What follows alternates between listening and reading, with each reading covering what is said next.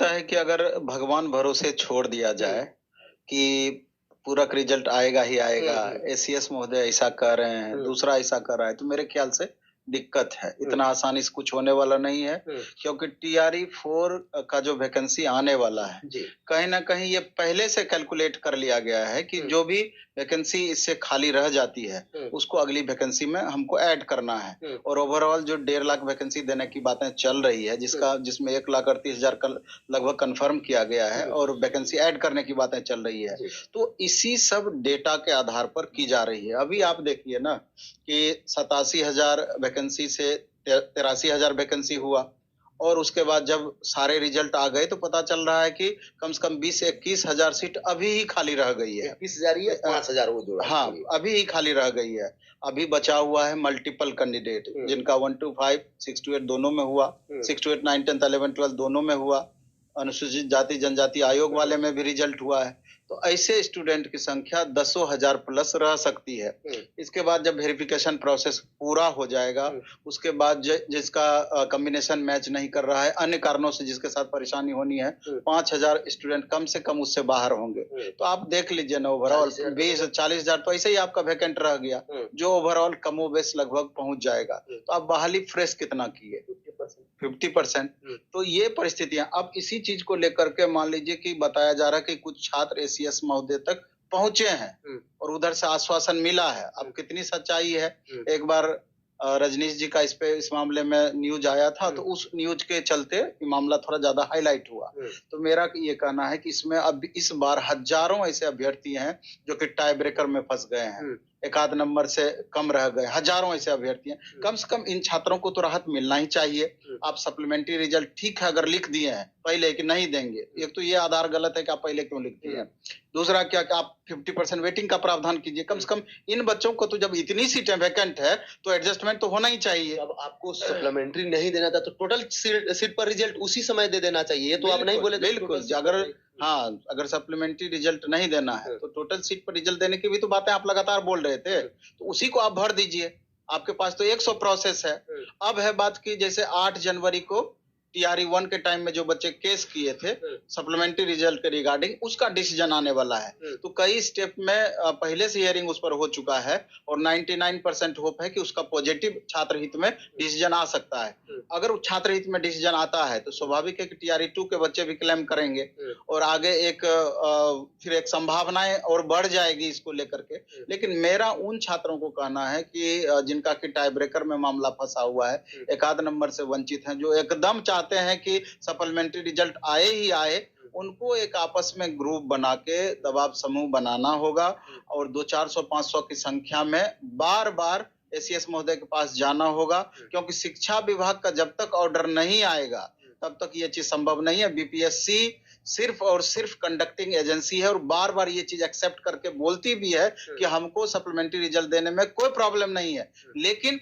शिक्षा विभाग से ये आदेश तो आना चाहिए। हुँ, तो जब तक छात्र थोड़ा-सा एक्टिव नहीं होंगे, हुँ। तो यहाँ पर परेशानी बनी रहेगी। सर कंडक्टिंग एजेंसी है फिर भी 40,000 सीट तो यहीं ना बचा रही है। अभ्यर्थी को रिजल्ट दे देता तो कोई दिक्कत नहीं था टोटल सीट पर। बचा ये नहीं रही है, हुँ, बचा रही है आप टीआरई 1 के टाइम से ही जो नियम बना दिए हैं। हुँ, एकदम ये कायम है अपने नियम के कि हम नियम में बदलाव नहीं कर सकते हैं। नियम में जब भी बदलाव होगा, सरकार के पक्ष से ही ऑर्डर आकर के बदलाव होगा। हुँ, तो ये अपनी बातों पे अडिग हैं हुँ, कि हमको जितना काम सौंपा गया है, सिर्फ़ हम उतना ही करेंगे, एक्स्ट्रा हम कहीं पर दिमाग नहीं लगाएँगे। घोड़ा की तरह एकदम जा भी लगा लिए हैं हाँ, कि सिर्फ़ हम सामने देखेंगे, दाएँ-बाएँ कहीं नहीं देखेंगे। हुँ, यूपीएससी वाले मामले में भी आप देख लीजिए, हुँ, एकदम जिद पर कायम है, नहीं कैंसिल करेंगे तो नहीं कैंसिल करेंगे, हुँ, जितने भी मामले बन जाएँ, हुँ, उससे कोई फ़र्क नहीं पड़ता है। हुँ। तो ये तो बातें हैं, एक सर ईगो ले लिए हैं। सर गेस्ट टीचर लोग कई सारे लोग कॉल किए कि मेरा अंक नहीं जुड़ा क्या?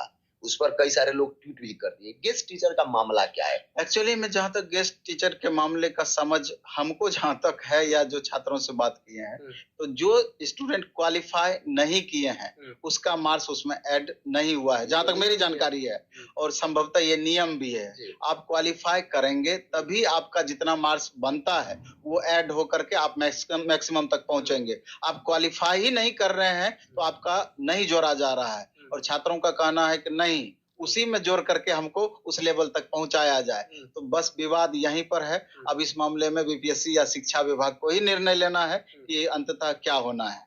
हो गया जो होना है। दो सबसे बड़ा कंफ्यूजन है विद्यार्थी के मन में, 21-23 वाले हैं विद्यार्थी, और जो 22-24 वाले हैं वो लोग सोच रहे हैं कि स्टेट आयोजित हो जाए। सिर्फ यही नहीं सोच और रहे हैं, पुराने विद्यार्थी भी जिनका कॉम्बिनेशन पिछले बार गलत भरा गया, बहुत सारे ऐसे अभ्यर्थी हैं। इसके अलावा जो इस बार पोस्ट ग्रेजुएशन कर चुके इस बीच में, वो भी, और निश्चित रूप से इतनी बड़ी वैकेंसी आप देने वाले हैं और स्टेट साल में 2 बार देने की आपने बातें पहले से आप कर रहे थे, तो अपनी बातों पर अडिग रहते हुए इतनी बड़ी वैकेंसी के पहले एक बार स्टेट होना ही चाहिए। और यहाँ पर भी जस्ट सप्लीमेंट्री रिजल्ट वाली ही बातें हैं। जब तक छात्र एक्टिव हो करके अपनी बातें लगातार नहीं उठाते रहेंगे, लगातार शिक्षा विभाग माननीय मंत्री जी के पास दौरा नहीं करते रहेंगे, हमको नहीं लगता है कि संभावनाएं बनेगी। संभावनाएं बन रही है, माहौल बन रहा है, लेकिन माहौल कन्फर्म बने उसके लिए छात्रों को कोशिश करना ही पड़ेगा, नहीं तो फिर दिक्कत हो जाएगी।